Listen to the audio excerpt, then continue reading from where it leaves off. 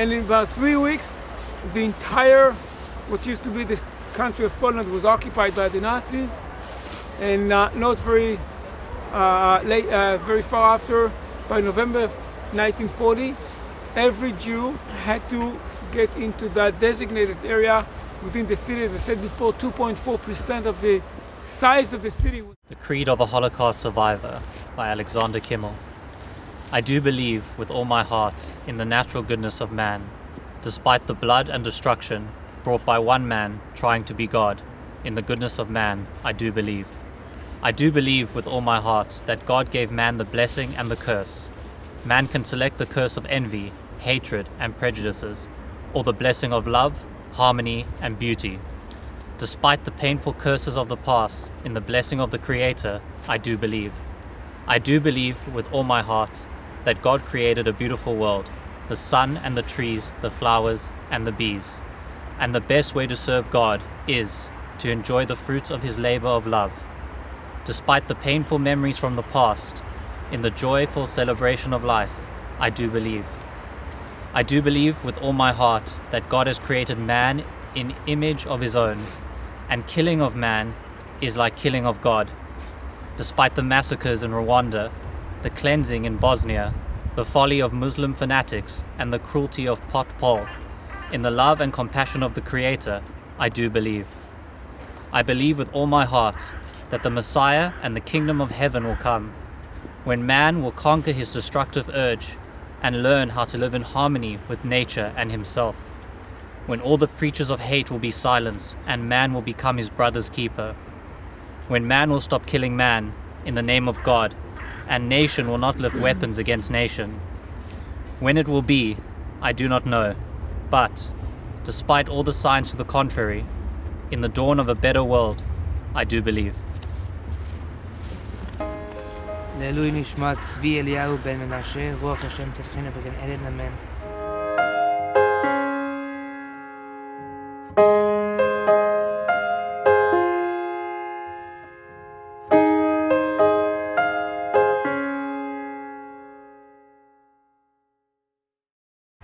We started the morning with the cemetery in Warsaw. We're trying to, in a way, see a little bit of the lives of Warsaw from before the war. But I'll take up the opportunity for having, in a way, our first session together to try to think for 2 minutes and actually have a sentence or two on each one of those kind of statements.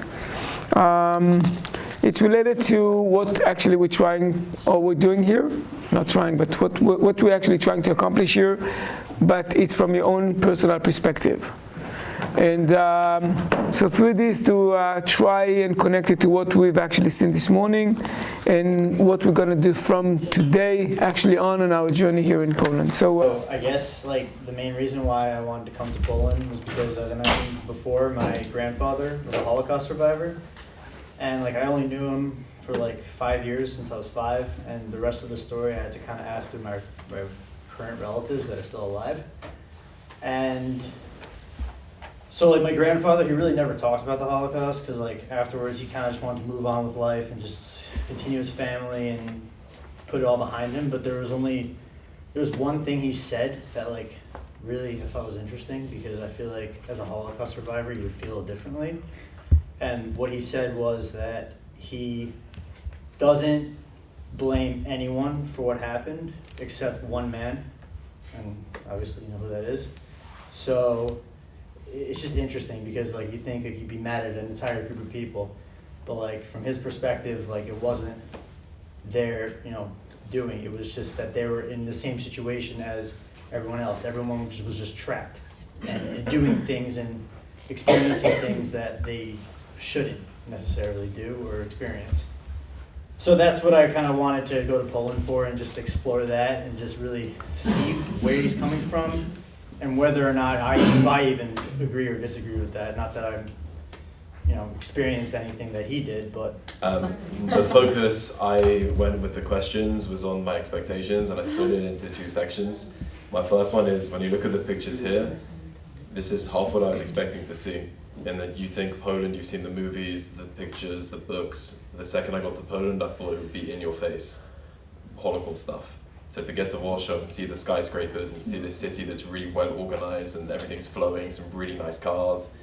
I was expecting to see just I don't even know, but anti-Semitic people just on the street. And you get to Warsaw and it's not like that at all. So there's already something I thought I was built into my memory, which is completely wrong and off. It goes into what Mendy said before about the fear of blaming the Polish people today for what their people did back in the day. So you've got to differentiate between that. And a big expectation of mine, I always ask the questions with Holocaust survivors, like how do we as young people preserve their memory and go forward? So I hope one of the expectations I hope to gain from this trip is maybe more of an insight into myself of what I can do, whether it's to preserve their memory or what we were saying before, make sure that nothing happens again. And if it is happening again in Darfur, China, what can I as an individual do? Or am I going to do it?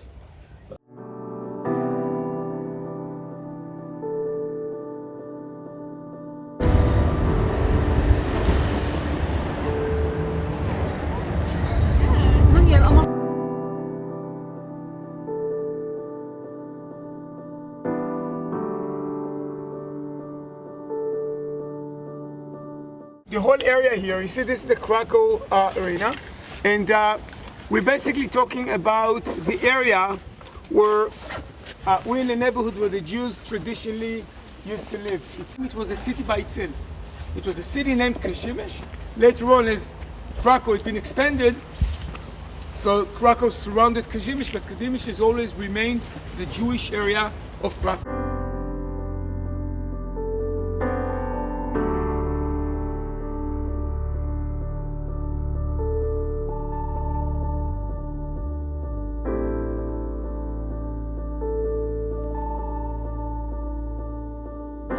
This is a piece of wall behind us, which is one of the only two original, authentic pieces of the wall of the Krakow ghetto. Wow. The 2 pieces, one in here and one a bit farther down. You can see this is here. You can see that this road was outside of the ghetto walls, while the one over here was already inside. So we're standing actually right inside the ghetto. Behind us, the road was outside.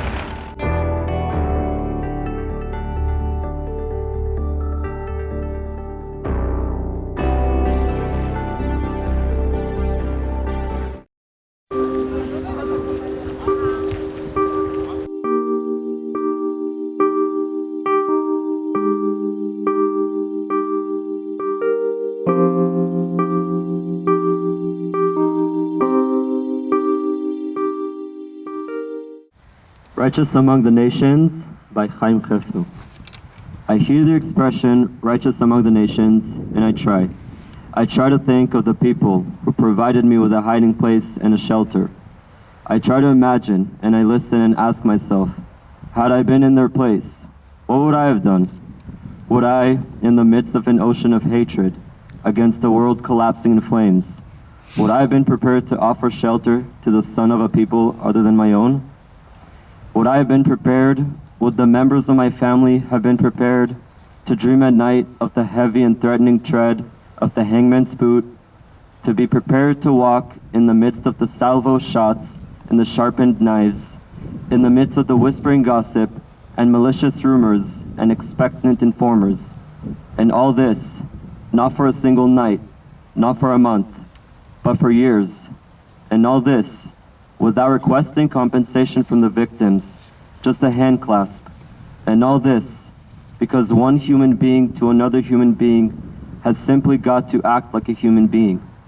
And I ask myself, over and over again, here and now, would I myself have been prepared?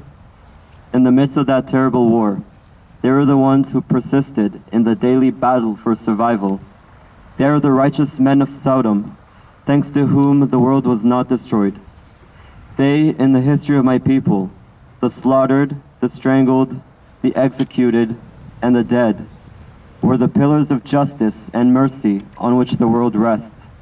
And before them, for their courage, which is still an enigma to us, we, the Jewish people, bow our heads in eternal gratitude.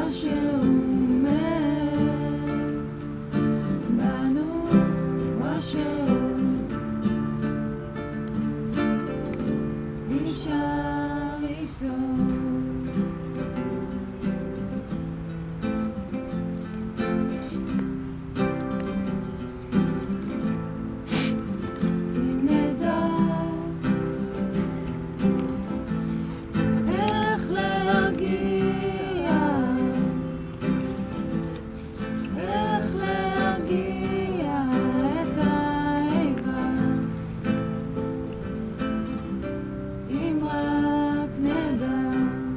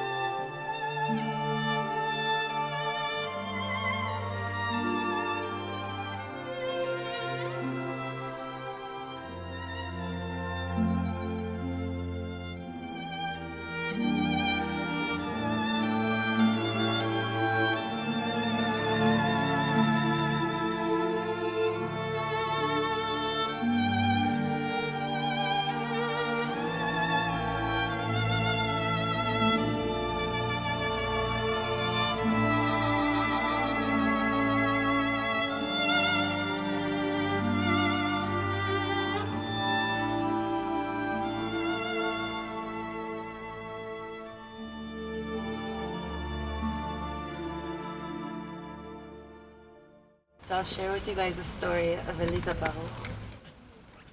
Let me just stand up. Eliza was born in 1928 in the town of Balosnoki. At the age of 15, she was to marry her neighbor, who was 2 years older than she was, so she wouldn't be sent down to the west. On the 9th of April, 1943, she was sent to the west. When arriving in Auschwitz, her parents were selected for death, and she was selected to the path of life. In the sauna, Eliza gave up her beautiful blonde hair that fell upon her shoulders. She also gave up her ID and now became 4150044. She was sent to Block 10. She went through 3 screenings in Block 30 in Birkenau and suffered from the side effects of nausea, vomiting, and hair loss. After the 3rd treatment, she was told that she's going to surgery with the rest.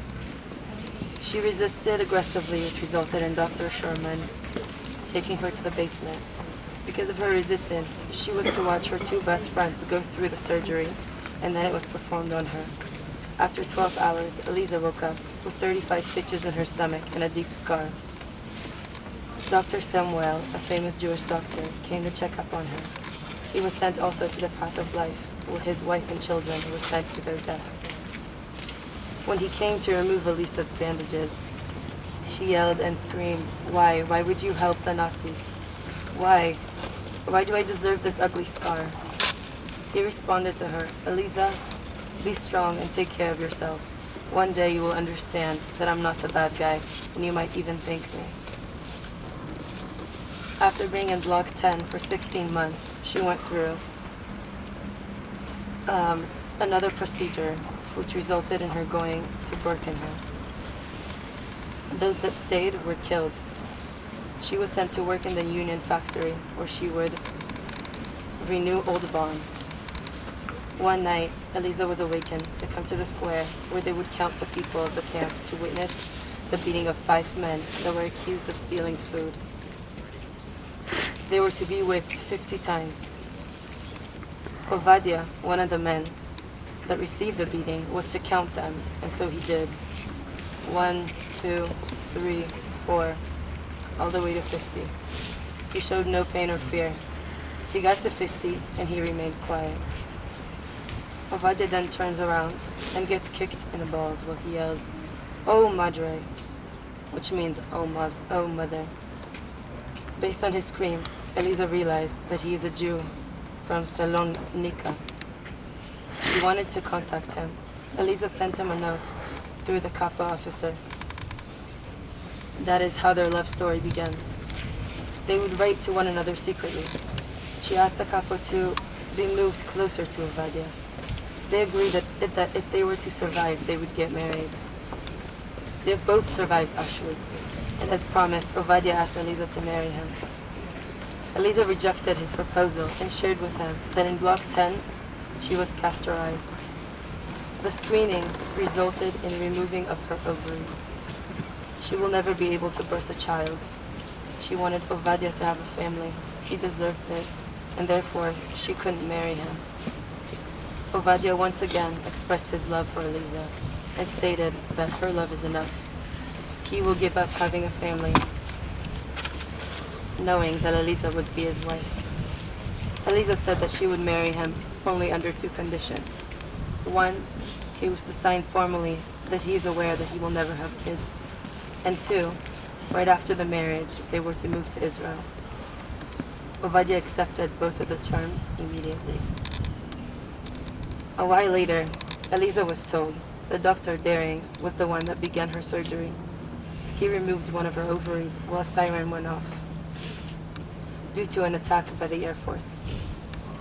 All of the Germans ran to the shelter, and Dr. Samuel was to finish the operation. A rumor started in Auschwitz that Samuel had faked some of the surgeries, and therefore Dr. Daring made sure that Dr. Samuel was to be served with his death. Official documents state that his cause of death was a lung infection. After making Aliyah to Israel, Eliza experienced stomachache. She was taken to the hospital and discovered that she is pregnant. She told them that it can't be possible and shared with them what has been done to her in Block 10. After sharing her story, she remembered what Dr. Samwar said. Ovadia and Eliza had a son.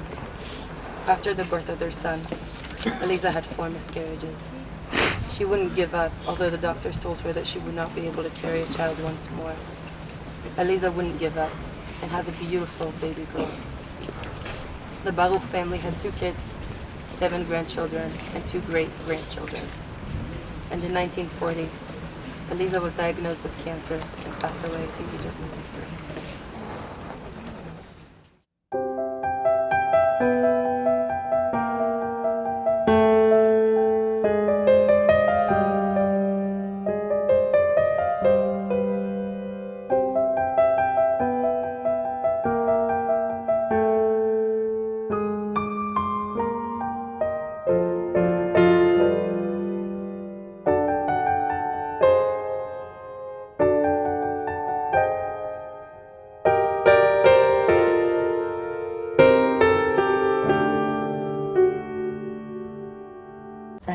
Like some grim beast about the calm-struck camp. The corpse-pale moon is down where it must stay, and like a shield cast to the ground in battle, airy Orion lies among the stars. The crematoria's eyes glint, then the clatter of the motors in the dark, the loaded cars, scalding and stifling, slumber like a stone. Breath is choked out, the throat is slit and red. Only a heavy boot on the breastbone cracks through the silence of 3 million dead. Night, endless night, and no light on the land. Drowsiness stuns the eye and numbs the brow. Here, like God's judgment on the world of man, the fog must come down on Birkenau.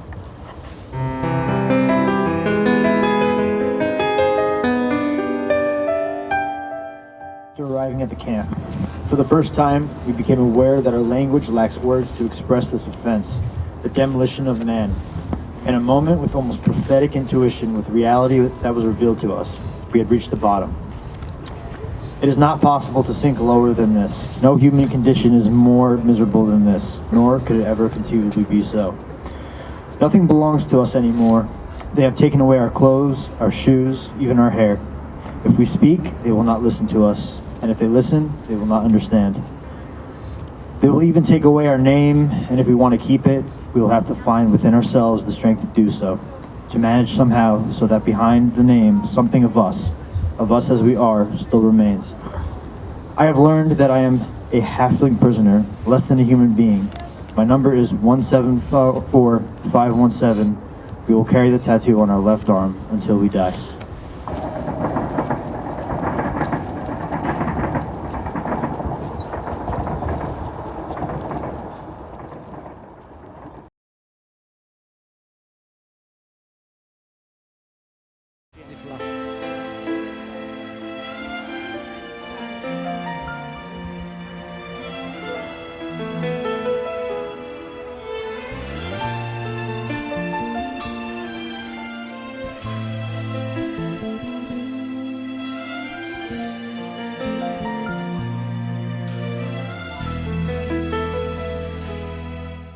That evening, all the kids were brought to the cemetery and killed, and they were murdered there in cold blood. Dear kids, dear children, how have you been picked up in that cruel hand? In the last minute, they didn't see the eye of beloved mother, and in front of their innocent eyes, they were only murderers. Hashem yikam damam. Actually, all the kids who stayed in that area, the parents were working in the camps. And one day, they were all gathered, they got an order to gather all the kids together. The kids were taken from the parents' kind of hands, put in that barrack.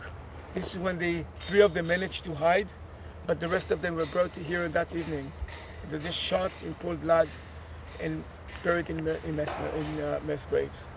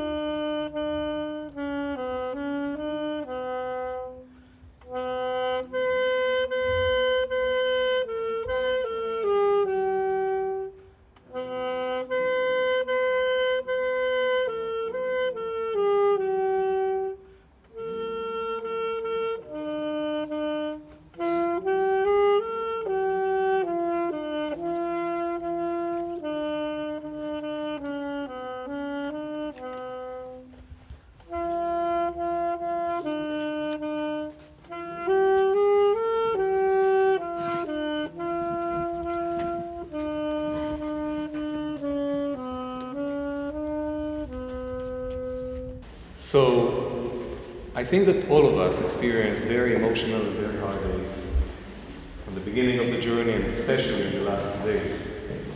From Auschwitz, all the way, Kielce, Majdanek. And I think that something that is getting back to us is the fact that unfortunately there is no way that we can change the past. But it is our decision how we want to live the present, and definitely what do we want to do and how do we want to shape the future. So what we will do now, again, is basically trying to live the present and to bring back life to this place.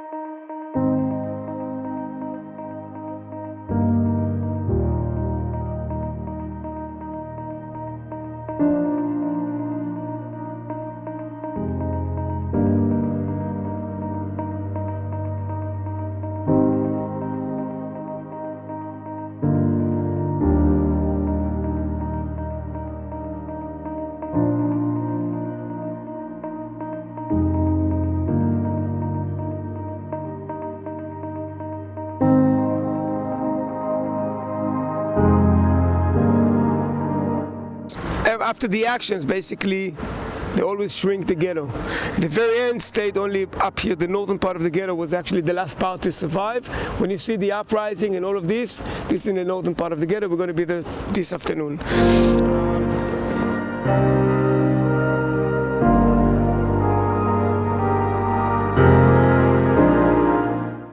What's the meaning of actually getting into a ghetto?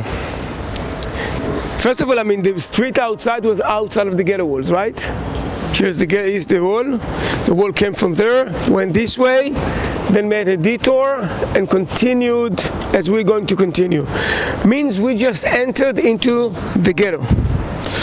The street, named Złota, is outside of the ghetto. You can see it was built really in the center of Warsaw.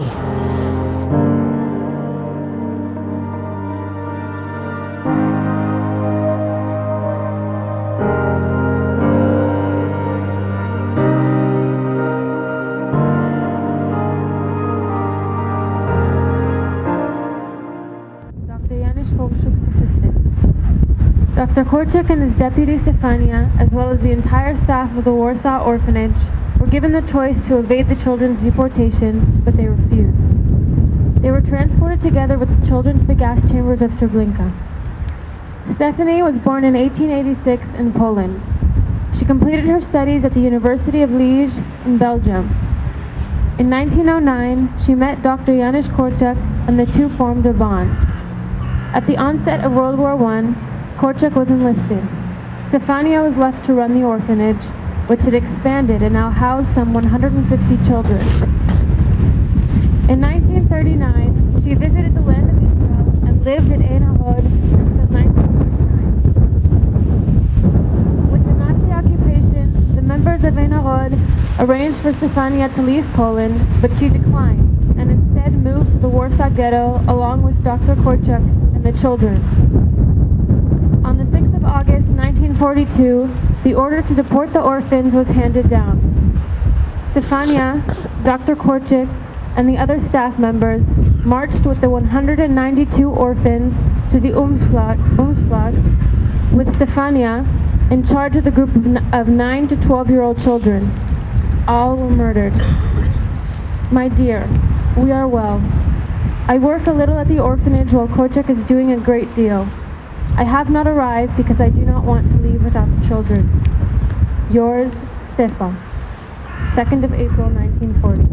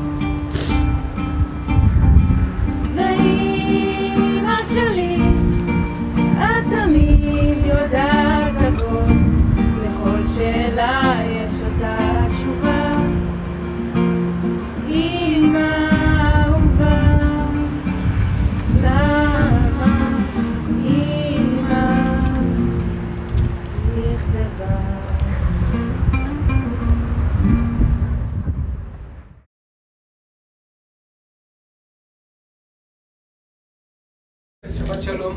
Hope you all had a good time, like Onek Shabbat, each one of his own, but in own way. And actually we're starting now sort of our final session, even though tomorrow there's a still long and big day for ahead of us. But it's our last opportunity really to sit together comfortably in a room and try to discuss together and to share our feelings about the past week. We've already said from the first, but I'm sure there are many kind of places along that week that you met your past, you thought about your future, and let's try and share with each other what can we really take out of here, and how this week would make a difference in your personal life and in general.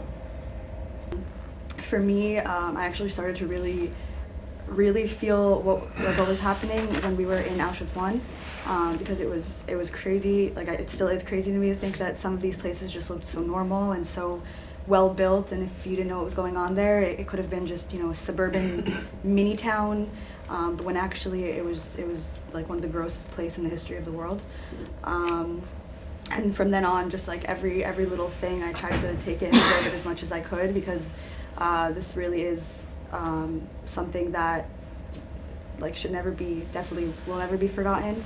I think something that I'm going to take back with me is the fact that it's very important to keep our history alive and apply it to every day without depressing obviously everyone around us. But like it's something that we don't usually think about the Holocaust on a daily basis, or our ancestors, or even our grandparents or our parents. And I definitely want to find a way to incorporate that more into my life and into my future. And I'm also very grateful. I don't study in the international school, but I'm very happy that I was on this specific trip, because I think that the fact that we're from all over the world, and we came here from one specific place, representing the fact that we're just a very strong and powerful and cool and funny and great people, was also just something that I'm going to keep with me as part of this trip. So thank you guys. Thank you guys. Mir said before resonated with me, and that it can take time to get your thoughts together, so I kind of narrowed down what I was thinking now into one point, and then it kind of goes off in many different tangents, so I tried to make it organized. When he asked the question before, I went back to when we did the first exercise about our goals for the trip, and for me, someone that can't connect so well with the past, it's about what I can do for the future. You can't change the past. You can learn about it, but I also think there's no point of learning about the past unless you're going to act in the future. And I gave a ridiculous speech just before coming here. Mendy was witness to it. And part of the speech, I looked into the butterfly effect, about that small change can make a massive difference. We saw it in the past. We saw it in the Holocaust, how someone giving that small piece of food, what you said before, the fruit going over the fence, whether it was the righteous among the nations who made a massive difference. These small acts, we all think if we went back in time and you made the smallest change, it's going to have the massive effect in the future. But no one thinks that if you're in the present and you make that tiny act of kindness, it can make a difference. So that's something I want to take forward. I've been trying to think how I can do that. And I had a friend on my gap year who unfortunately his auntie passed away. But the story with her is she saw what was happening in Rwanda. And when she went to Poland on a trip, she realized, how comes we always said, why did no one come to the Jews' rescue? And then she realized what's going on in Rwanda, and she thought, this is disgraceful. What can I do to make a difference? So she set up a youth village for all of the, well, not all the orphans, but as many orphans as could possibly go into this youth village. It's got one of the best schools in Rwanda. They come out and get amazing degrees. And I don't see why I can't do something along the same lines. Whether it's volunteer, I don't think I'm going to set up a village. But whether it's along the same lines, just doing that small difference, I don't see the point of this trip unless we continue going forwards. Remembering is one thing, but Amir gave us a quote of the guy that said, if you don't learn from history, it's going to repeat itself. And I think that's something I personally can take with me, and I think it's something we should all try and do. Remembering is one thing, but we need to act on it. And the final part is, I think a lot of us do it, and it's by nature. Whether it's in this group session and we all look down on the floor, when we're walking through the camps, we all look down. I think it's another thing, it's maybe something silly, but to keep your head up the whole time when we're walking through these places or in these group chats, to look up, and it's not a sign of weakness, and to see what's going on around us and to see the expression on people's faces. To move forward, be proud of who we are, never look down, and keep looking straight.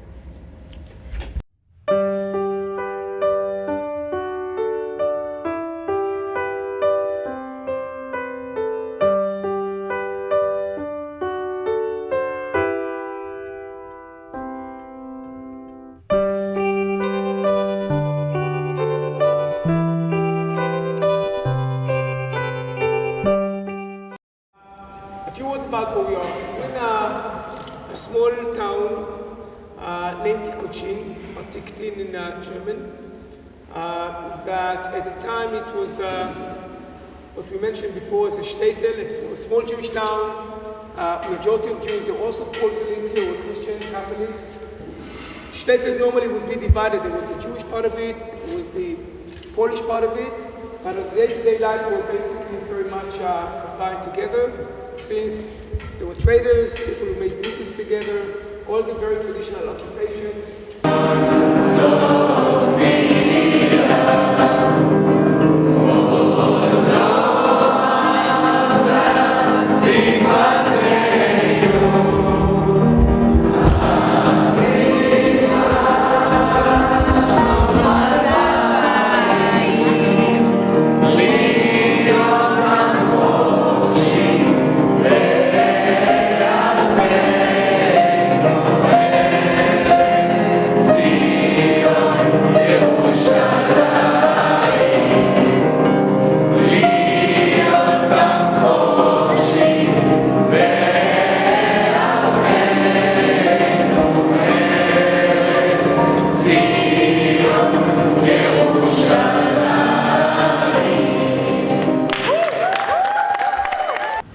Poland, after the Nazis' occupation, would be divided into 3 different areas. Remember, the west would be annexed by the Third Reich, by Germany. The central part would be the general government. We've actually traveled up to now through the entire tour, throughout this general government. And the east would be annexed by the Soviet Union, by the Russians. What was the purpose of this secret treaty? To postpone the confrontation between these 2 big powers. Each one for its own interest. We'll not get into it right now. This is the first time in our trip, in our journey, in our visit, that we're basically in that eastern side that in the beginning of the war was annexed by the Russians. Means as the war breaks out, here there's no occupation, there is, but Russians. Jews have actually lived relatively fairly well under the Russians' kind of occupation. No pogroms, no ghettos, no labeling to Jews. Nothing of what we've heard happening in the general government had happened here.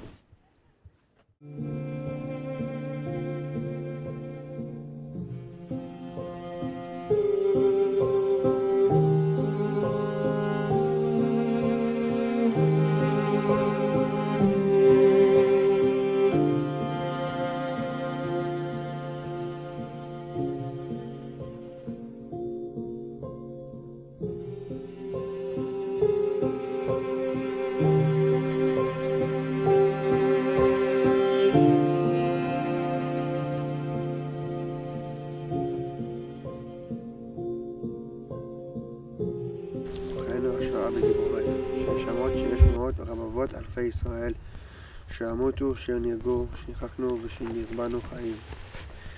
וכוחות הקדוש שנרבחו על קודש השם.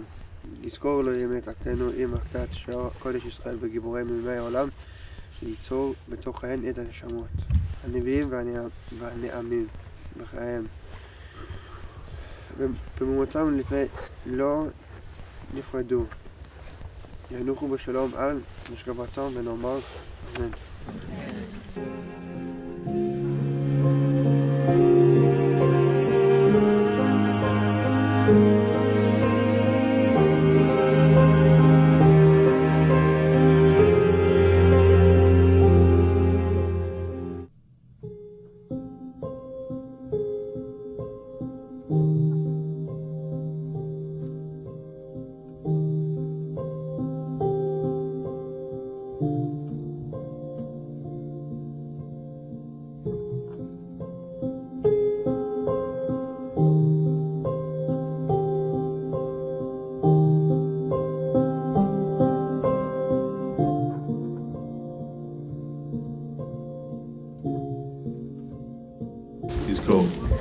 יזכור אלוהים את נשמות אחינו בני ישראל, חללי השואה וגיבוריה, נשמות 600 רבבות אלפי ישראל שהומתו ושנהרגו ושנחנקו ושנקברו חיים, ואת קהילות הקודש שנחרבו על קדושת השם.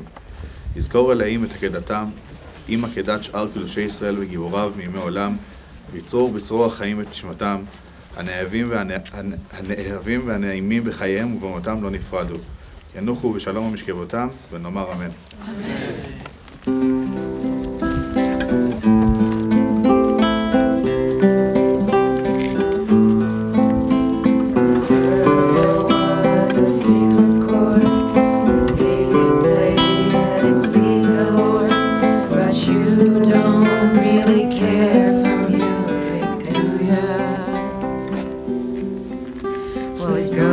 Like this, the fourth, the fifth, the minor fall, the major lift, the baffled king composing hallelujah, hallelujah, hallelujah, hallelujah.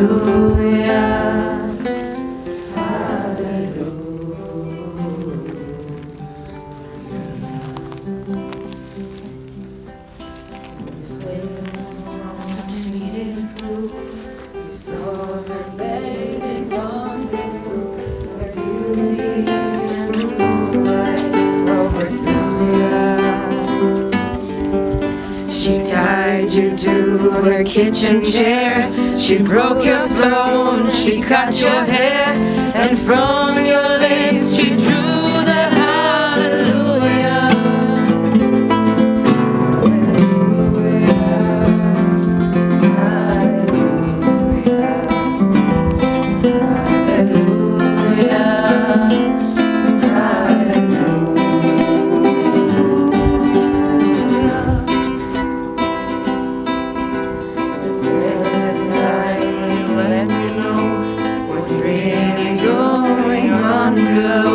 But now you never showed it to me, do ya?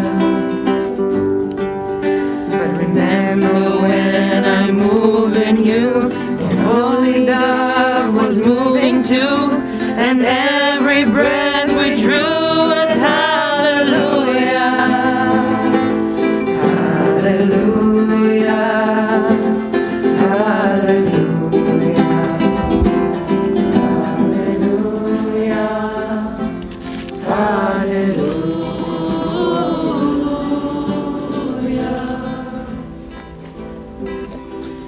Maybe there's a God above, but all I ever learned from love was how to choose somebody who are true.